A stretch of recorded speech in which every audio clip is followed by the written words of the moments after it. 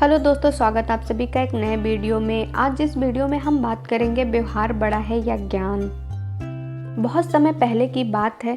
किसी राज्य में एक बड़े राजा हुआ करते थे। जितने वे पराक्रमी थे उतने ही समझदार भी थे। उन्होंने अपने दरबार में कई लोगों को मान सम्मान दे रखा था। सबका काफ़ी मान सम्मान करते थे।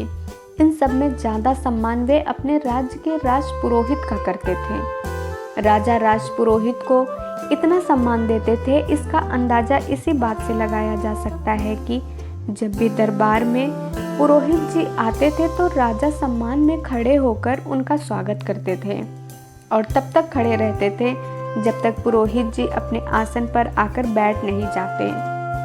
राजा अपने मन में उठ रहे सभी प्रश्नों को बिना किसी झिझक के राजपुरोहित जी से पूछते थे और राजपुरोहित जी भी उन प्रश्नों का उत्तर बड़े सोच समझकर और समझदारी के साथ देते थे। एक दिन दरबार में राजा ने राजपुरोहित जी से कहा कि कई दिनों से एक प्रश्न उनके मन में उठ रहा है। राजपुरोहित जी ने प्रश्न पूछने के लिए कहा।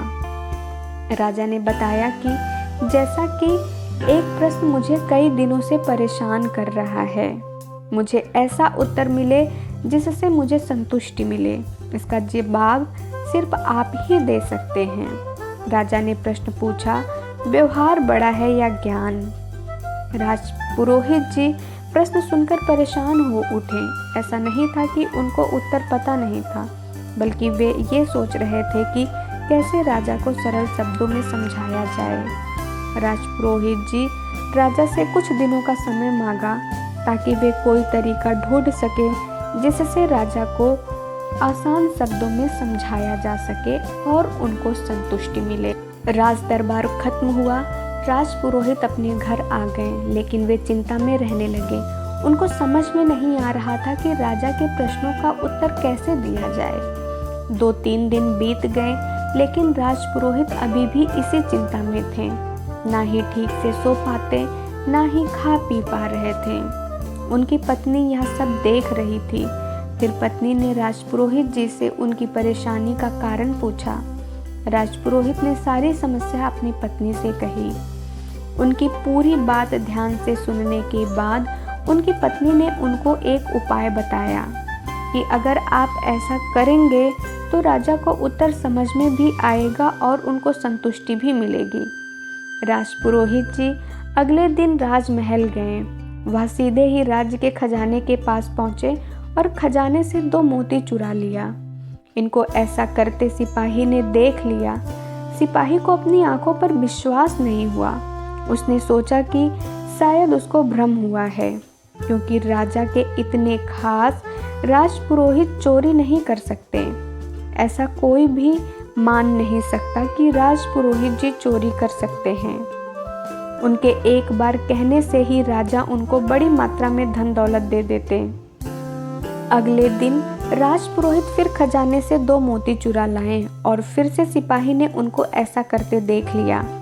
अब सिपाही को लगा कि कल जो भी देखा था वो कोई भ्रम नहीं था। सिपाही दुविधा में आ गया।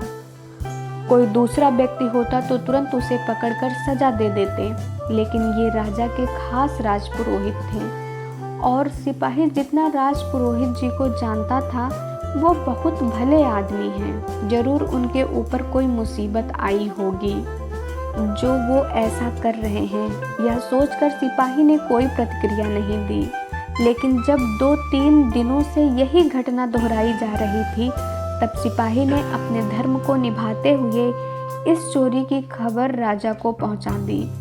राजा को पहले बिल्कुल भी भरोसा नहीं हुआ, लेकिन सिपाही ने जब पूरी बात बताई कि कैसे राजपुरोहित ने 1 नहीं 2 नहीं बल्कि 1 हफ्ते से मोतियों की चोरी कर रहे हैं, सिपाही ने कसम खाकर राजा से कहा कि राजा को भी अब उसकी बातों पर विश्वास हो गया।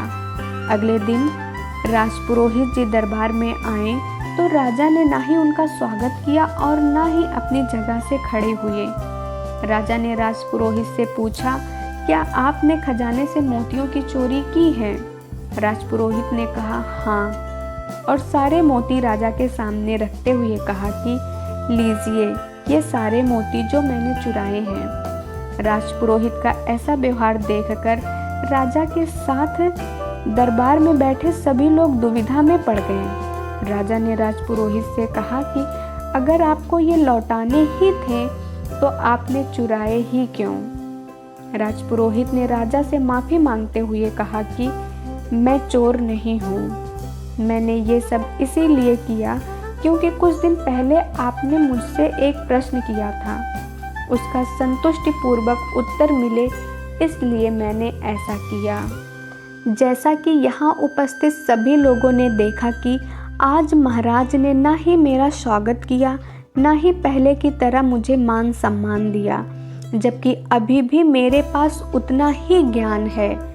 अगर कुछ बदला था तो वो था मेरा व्यवहार।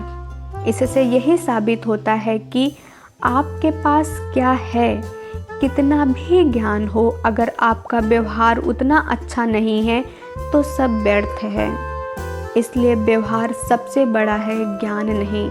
राजा ने राजपुरोहित की बातों से प्रसन्न हुए और राजपुरोहित ने जिस अनोखे अंदाज में उत्तर दिया, इससे राजा को संतुष्टि मिली और राजा ने अपने आज के व्यवहार पे राजपुरोहित जी से माफ़ी भी मांगी।